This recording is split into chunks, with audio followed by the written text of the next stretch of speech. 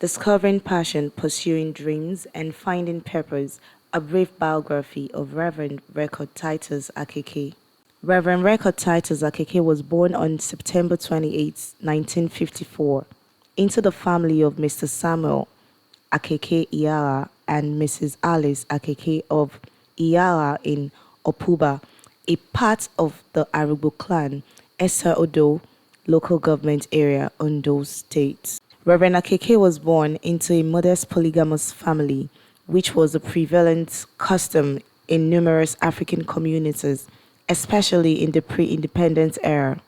His father had 7 wives with over 30 children. The predominant family occupation and business was fishing, as this was a riverine community. Though his father was a disciplinarian, Reverend Akeke recalls growing up in a loving, closely knitted, and peaceful household, a community devoid of discrimination and strife. His nickname amongst childhood friends and classmates was Bob Lusty. Having a mother who cherished formal education and an educated senior brother, as well as a host of influential mentors and educators, had a major influence on him early in life. These influences fueled his strong desire for education and shaped his core values, drive, and aspirations. Having been born in an era marked by colonial rule and later Nigeria's transition to independence and self-governance, Reverend Akeke's early life was particularly influenced by the socio-economic factors that characterized mid-20th century Nigeria. These formative experiences played a key role in shaping the worldview of the young man Record Akeke, his endeavors and desire to be a lawyer. Due to his father's affiliation with the United Native African Church, engaging in religious activities was a regular part of his youthful life.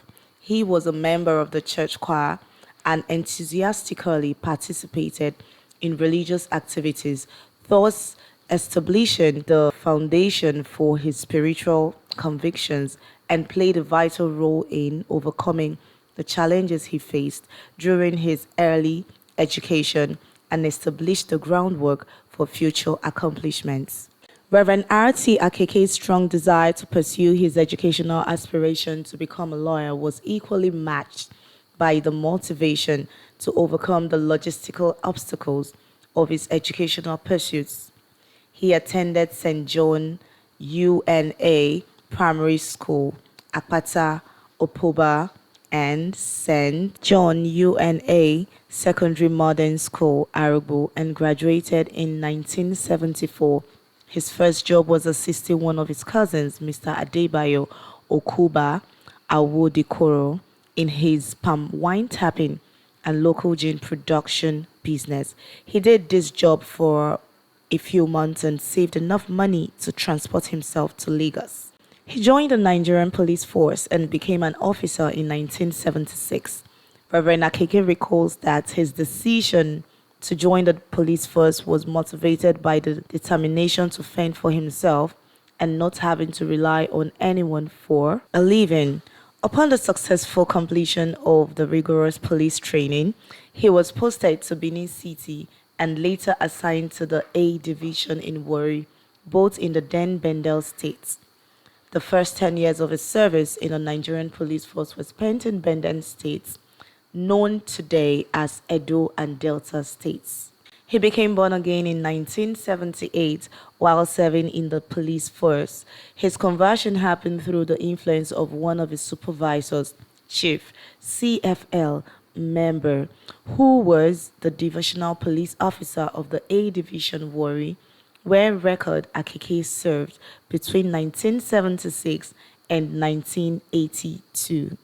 Soon after his conversion, he began to experience serious persecution and victimization because of the conflict between his Christian faith and the unethical demands placed on him at work. He vividly recalls an occasion when he was in Benin City. He was instructed to go and negotiate with a truck driver who was transporting some textile materials to Onitsha. Instead of extorting money from the driver, he released the driver to go without collecting a kobo. This angered the inspector, who demanded to know why Akeke allowed the driver go just like that. To which he responded, "He did not buy any goods from me, so I let him go." Infuriated by his response, the inspector drew his Beretta pistol and said, "I will kill you today." Akeke's calm response was, "If God would allow your gun to explode and kill me, you have only helped me to go to heaven fast." Upon hearing this, the inspector calmed down and put his pistol back into its harness. His request to be transferred to Lagos State was approved and he relocated to Lagos in 1985. Between 1985 and 1987, he served in various capacities at Ikeja Police Station, State Police Headquarters, Ikeja Alade Police Station, Shomolu, and finally, Police Cooperative at Adekunle Yaba, which occupies the same premises as the popular State Criminal Investigation Department, PANTI, where he was until he voluntarily retired in 1993. Record Akeke was one of the armorers in the Mobile Police Force, 5th Squadron, Benin City. He was also in charge of the armory at Ikeja Police Station in Lagos.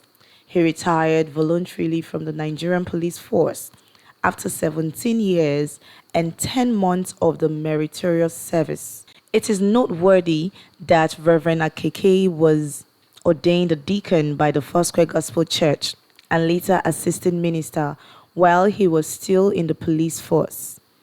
His decision to go into full-time pastoral ministry was informed by his desire to serve in a greater capacity and be in the best position to cater for his congregation. He got a diploma in theology from the Life Theological Seminary, Ikorodu, in 1999 and later obtained his bachelor's degree in theology in biblical and pastoral studies from the same institution. Throughout his active ministry, Reverend Akeke focused on the message of salvation, redemption, and eternity, deftly balancing his messages with themes of empowerment, education, and personal development. He believes that spiritual growth should be accompanied by tangible improvements in the living conditions of his congregants. This holistic approach has not only enhanced the spiritual well-being of individuals, but contributed to the socio-economic advancement of the communities he has served. His ability to inspire and mobilize people towards common goals underscore the importance of visionary leadership in effecting lasting change. When Reverend Akeke was transferred from Benin to Lagos, he joined the Igbo Church, where he served as a Sunday school teacher, deacon, and assistant pastor.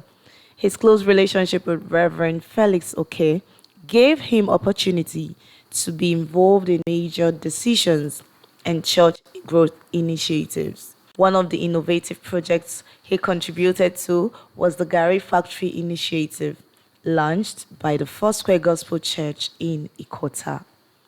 This initiative aimed to produce Gary for sale at a minimal profit, befitting church members while also providing employment opportunities within the congregation. Additionally, Reverend Akeke was instrumental in the acquisition of a permanent site for the Igbo Shere Church, which had previously held services at the Edward Blyden Memorial High School on 77 Holloway Street, Lafayette, before relocating to 57 Igboshere Road, Lagos Island. He was also a key figure in the effort to secure a property for a mini campground in Lagasa along the Lekki-Ekpe Express Road. This site was intended to serve as a more accessible alternative to the national campsite in Ajebo, Ogun State, offering a closer and more convenient location for the Lagos districts to convene. Nearly 3 decades as the shepherd of the Foursquare Gospel Church in Ado-Langbasa, Reverend Akeke has made significant contributions to the progress and development of the church in the Ajah axis.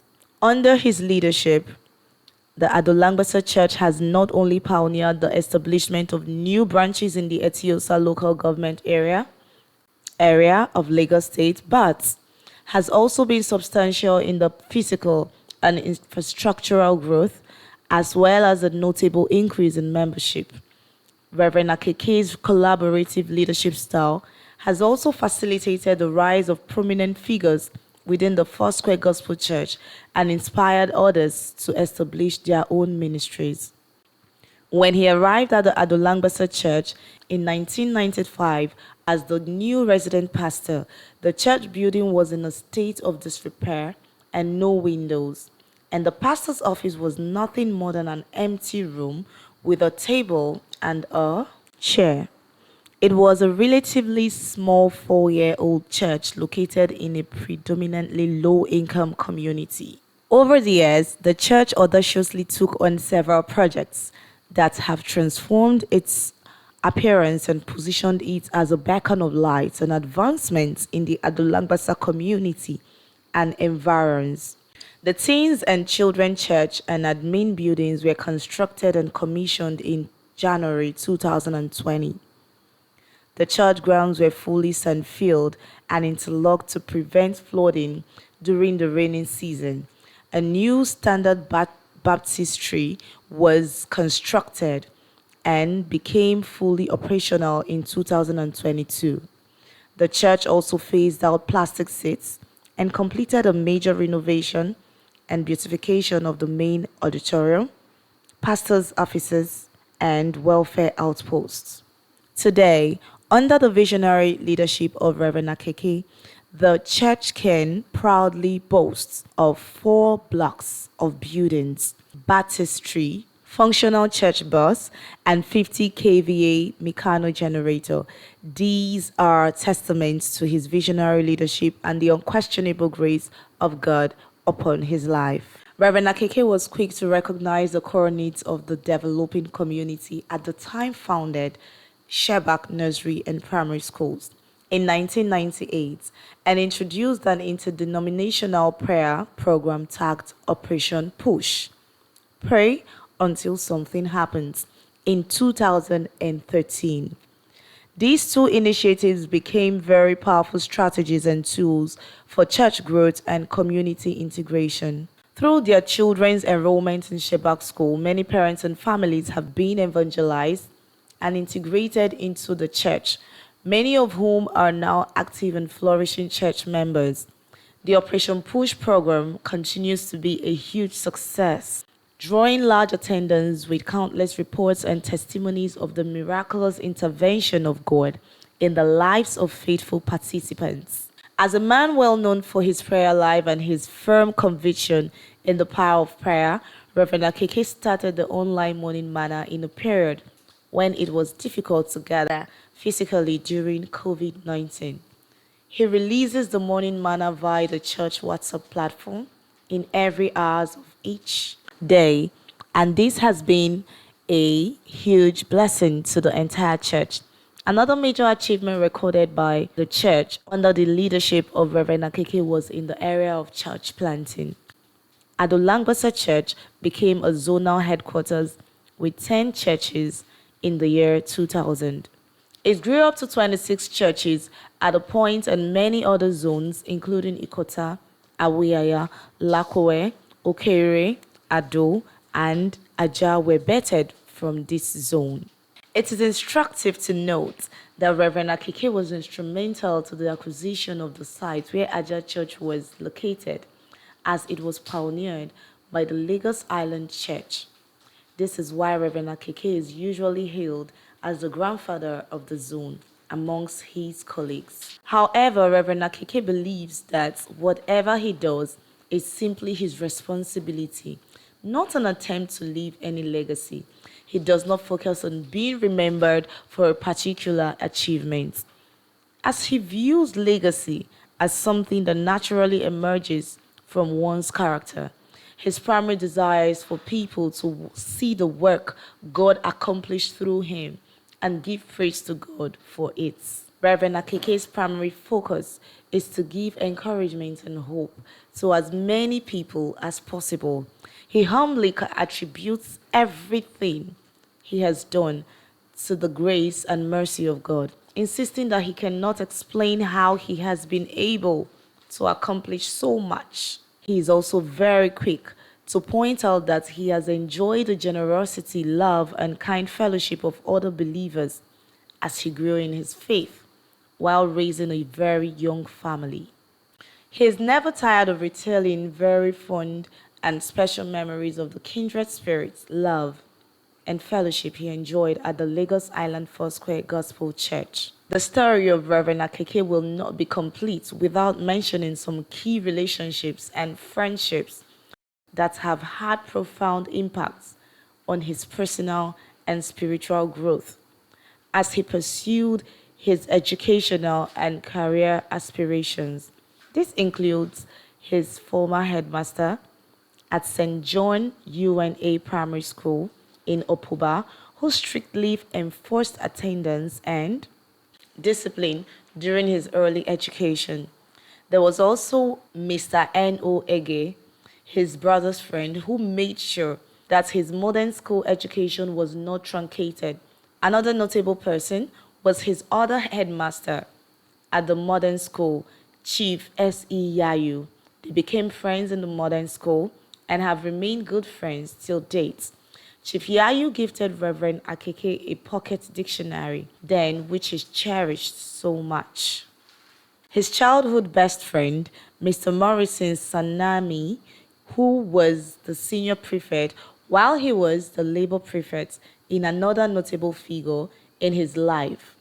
They had a lot in common, and his friend's determination rubbed off on him. They studied and played together, and even dressed like a set of twins.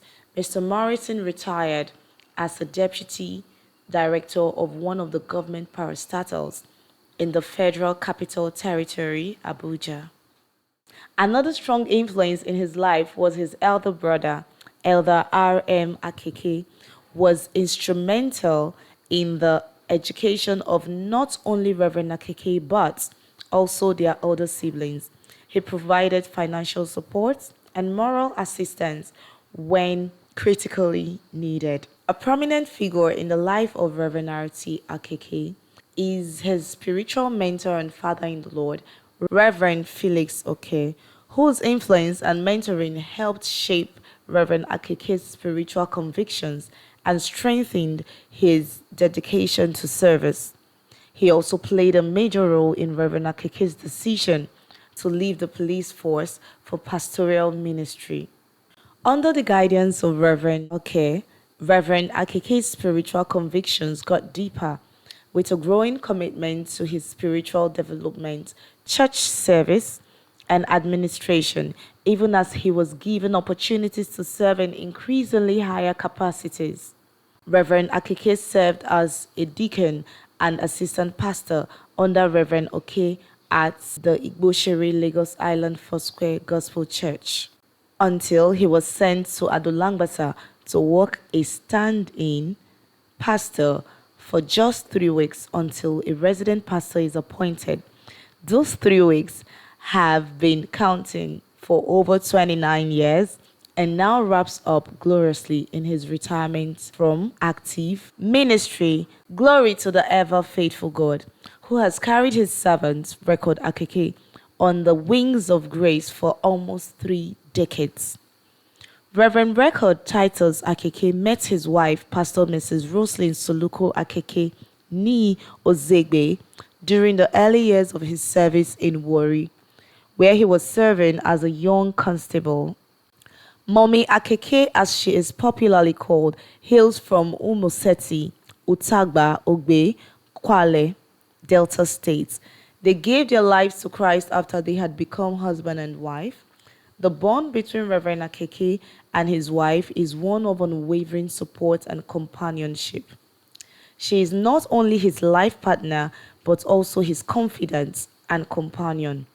Throughout the challenges of his demanding career in the Nigerian police force and his later transition into pastoral ministry, His wife stood solidly by him, quietly cheering and supporting him with prayers and encouragement. Her role has been vital in helping him balance his duties as a police officer, a pastor, and a family man. Together, they have navigated the complexities of life with grace, relying on their faith in God to guide them through difficult times. Their marriage is grounded in shared values, sustained by love, and deeply rooted in their abiding faith in God. Together, they are blessed with biological wonderful children, namely Caprie, Ebitibe, Ericante, Ibima, and Favor. They are doubly blessed to have many grandchildren who are being raised to continue with the impressive legacy of their grandparents. Daddy Akeke also has many adopted spiritual children who have taken him as their adopted father because of his fatherly disposition and the significant role he has played and continues to play in their lives.